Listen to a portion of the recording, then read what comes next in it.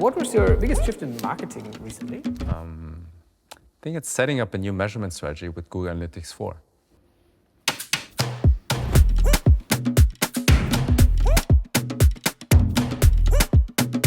By combining three AI-powered Google solutions, namely Search Ads 360, Value-Based Bidding, and Google Analytics 4, we were able to more than double the high-value conversions. The conversion value increased by 39%, and the cost per action decreased by 42%. My name is Anne, and I'm manager for digital marketing.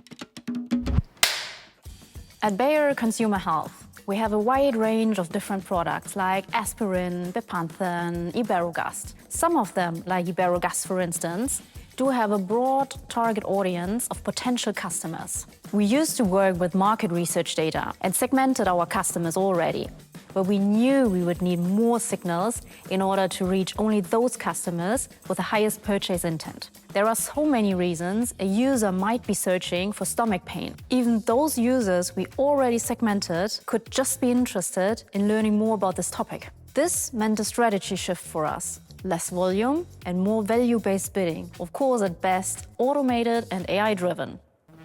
This is where Google Analytics 4 came into the picture. We truly wanted to identify and target those who are very likely to really do a purchase in the near future. We do not run online shop ourselves, so we use the first-party data from our Iberogast website.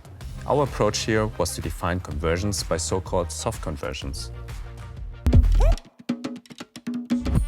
We defined exactly 6 soft conversions. The closer they are to a sale, the higher the value for us. For example, clicking on the Buy Here button has a higher value for us than clicking on the product detail page. By this, we could measure whether a customer is really interested in buying Iberogast or not.